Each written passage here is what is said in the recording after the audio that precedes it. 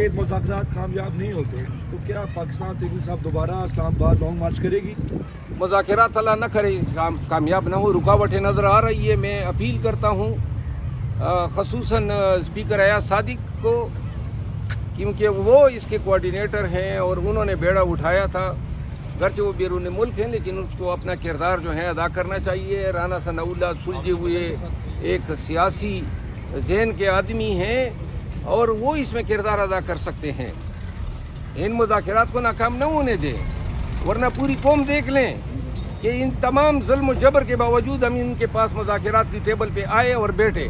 اب ان کا رویہ آپ دیکھ لیں، کل کلاں کو پاکستان میں دوبارہ سیاسی انتشار پھیلتا ہے، ورکروں کو مارا جاتا ہے، یا پاکستان تحریک انصاف کے ساتھ ظلم و جبر کا سلسلہ دوبارہ شروع ہوتا ہے، تو گواہ رہے ہیں کہ یہ لوگ ملک میں امن و آشتی، صلح اور سلیقہ اور نفاست اور سیاست میں جو گندگی ہے اس کو ختم نہیں کرنا چاہتے. ایک مروت صاحب ایک بات بتائیے گا، لوگوں میں یہ تاثر ہے کہ آپ نون لیگ والوں کی بڑی تعریفیں کرتے ہیں، بڑا نرم گوشہ ہے ان کے لیے آپ کے دل میں، ایسا ہی ہے؟ حالانکہ وہ بڑے سخت ترین مخالف ہیں سیاسی آپ لوگوں کے. مثلاً کس کی تعریف کی ہے؟ خواجہ آصف کی ابھی ایاز صادق کب کی ہے؟ آپ نے کہا رانا ثناء اللہ بڑے سلجھے ہوئے سیاستدان ہیں، حالانکہ وہ تو خان صاحب کے بارے میں بہت کچھ کہتے رہتے ہیں. یہ مطلب یہ ہے کہ اگر لوگ یہ چاہتے ہیں کہ ہم گالیاں تو ان کو دیں، یعنی یہ سیاست آپ لوگ چاہتے ہیں. اگر سیاسی مخالف کو اچھے الفاظ میں ہم یاد نہیں کر سکتے ہیں تو برے الفاظ میں ہمارا حق تو نہیں ہے. پہلے ہی ہم نے بہت بھگتا ہے یہ سیاست میں جو گالم گلوچ ہیں، محلی گلی گاؤں شہر کریا پاکستانی جو ہیں سیاست کے نام پہ ایک دوسرے کو کھانے کو دوڑ رہے ہیں. وجہ یہی ہے کہ جو لیڈرز ہیں وہ ایک دوسرے کو برا بھلا کہتے ہیں. تو اگر نون کے عمائدین کے لیے الفاظ جو ہیں وہ نفاست یا سلیقے سے کہے ہیں تو یہ تعریف کے زمرے میں تو نہیں آتی ہے. اور اگر کوئی اچھا کام کرتا ہے اس طرح ایاز صادق نے کیا تو میں تو اچھا کہوں گا. اگر کسی کی کوئی رگ دکھتی ہے تو دکھے. بہت شکریہ. بہت شکریہ، بہت شکریہ. اور جہاں تک نون کا میری طرف اپروچ آپ دیکھیں نا، مریم نواز نے میرے خلاف انکوائری لگائی FIA میں، یہ نون والوں نے میرا گھر گرایا، اسلام آباد میں فارم ہاؤس میرا گرایا. ادھر ہی اسلام آباد میں ابھی 15 دہشت گردی کے مقدمے میں مجھے فرشتوں نے امپلیکیٹ کیا، انہی کی حکومت ہے اور انہوں نے مجھے امپلیکیٹ کیا. 57 میرے خلاف FIR درج ہوئی ہیں. کہاں سے ہوئی ہے؟ یہ سارے پرچے کس کے ہیں؟ انہوں نے کی ہیں میرے خلاف. میرا گاؤں کا گھر جلا دیا، یہ جنات آ گئے اور جلایا. اس کے بعد میرے ساتھ یعنی کہ کسی اسلام آباد سے باہر کسی عزیز کے پاس جاؤں، دوست کے پاس جاؤں، نہ کھانے کو جا سکتے ہیں، پولیس پیچھے چڑھ دوڑتی ہے. اس دن میرا ایک دوست ہے، اس نے کھانا کیا کھاریاں میں، وہ ہوٹل ہی سیل کر دیا، اس کے گھر کو توڑ پھوڑ ڈالا. پھر میں وزیر آباد گیا، آج سے 1 ہفتہ قبل کی بات ہے. وہ جو میرا دوست ہے ان کی ولیمہ تھی اور وہ ولیمہ کی NOC بھی ڈرا کر دی. بڑی مشکل سے انہوں نے جو ہیں کئی فوجیوں سے سفارش کروا کے NOC بحال کی. ہم میاوالی جاتے ہیں، جناب پولیس کھڑی کر دیتی ہیں. لاہور گیا، جناب گریبان میں ہاتھ ڈالا.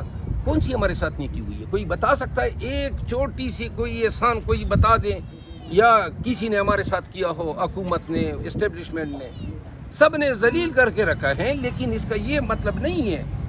مریم نواز نے ہاتھ مسافہ کیا تو مسافے پہ سب لوگ پیچھے پڑ گئے.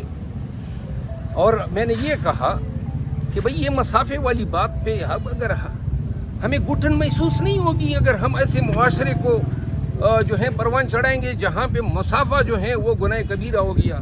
یہ کون سی سیاست ہے؟ کر دیا اس نے، اس کا عمل ہے. لیکن یہ اس کو معیوب سمجھنا، اس کا سیاسی آپ نے فائدہ اٹھانا، یہ انتہائی غلیظ کام ہے. اور پھر آپ یہ بھی دیکھیں نا، جس سے مسافیہ کیا وہ ایک برادر اسلامی ملک کا سربراہ ہے. پھر آپ ان کے میمز بنا رہے ہیں، گندے میمز بنا رہے ہیں. تو ان میمز سے وہ ریاست کیا میسیج لے گی؟ کون کر رہے ہیں؟ اور خان نے بھی کل جو ہے ڈائریکشن دی ہے کہ یہ اس ایشو پہ کوئی سیاست نہ کی جائے. یہ نون لیگ کے پاس اتنی طاقت کہاں سے آتی ہے؟ گھر بھی جلا دیے، بندے بھی مار دیے، اٹھا بھی لیا، یہ طاقت کہاں سے آتی ہے نون لیگ کے پاس؟ سیاسی حکومتوں کے پاس اتنی طاقت تو نہیں ہوتی. یہ آپ سمجھتے ہیں نون کی طاقت ہے؟ پھر کس کی ہے؟ یہ وہی طاقت ہے جو طاقت پہلے انہی نون والوں کی بینڈ بجا رہی تھی. شکریہ. جو اپنے خان پہ اور ان کی آلیے پہ نہیں کرا، اور سب کیسز جو ہیں وہ ردی کے ٹوکری میں جو ہے چلے گئے، اور آج بھی وہ پابند سلاسل ہے. کیا قصور ہے اس شخص کا؟ پاکستانیوں کو ایک شعور دے رہا ہے، حقیقی آزادی کا پیغام دے رہا ہے، ان کی جمہوری حقوق کی بات کرتا ہے، ان کی بنیادی حقوق کی بات کرتا ہے. یہی قصور ہے. اور 72 سال سے زیادہ عمر ہو گئی ہے، کبھی آپ اس کو کال کوٹلی میں ڈال دیتے ہیں. یہ مظالم ہیں، یہ جرائم ہے، انسانیت کے خلاف ہے، انسانوں کے خلاف ہے، پاکستان کے خلاف ہے. جب اس کی پارٹی جلوس کرنے آ جاتی ہیں تو آپ نہتے لوگوں پہ گولیاں چلا دیتے ہیں. شیر افضل مروت صاحب، اگر یہ مذاکرات جو حکومت اور پی ٹی آئی کے مابین ہو رہے ہیں، اگر یہ ناکام ہو جاتے ہیں، ڈیڈ لاک اس وقت اس پہ موجود ہے، تو کیا اس کے بعد مستقبل دیکھ رہے ہیں؟ کیا کوئی ایک اور لانگ مارچ کا انتظار ہو رہا ہے؟ لانگ مارچ کی تیاری ہو رہی ہے؟ بس ہم تو پھر ان کو مشورہ دیں گے کہ ہمیں فائرنگ اسکواڈ کے آگے کھڑا کر دے، مار دے ہمیں. یعنی اگر آپ ہم سے ہمارا حق احتجاج چھینتے ہیں، آپ کہتے ہیں ڈی چوگاؤ کے ماریں گے، گولیاں چلائیں گے، ہم تو باز نہیں آئیں گے. اگر خان جب تک نہیں چھوٹتا ہے، ہمارے سیاسی کارکن اور لیڈر نہیں چھوٹتے ہیں. دوبارہ اگر لانگ مارچ کا اعلان کیا جاتا ہے مروت صاحب، میں یہی کہوں گا کہ اگر دوبارہ لانگ مارچ کا اعلان کیا جاتا ہے، گواہ رہو، مجھے ذمہ داری دے دی جائے، اور دیکھ لیں کہ اگر گولیوں کی بارش ہوتی ہے تو پھر دیکھ لیں کہ مروت 1 انچ بھی پیچھے ہٹتا ہے یا نہیں ہٹتا ہے.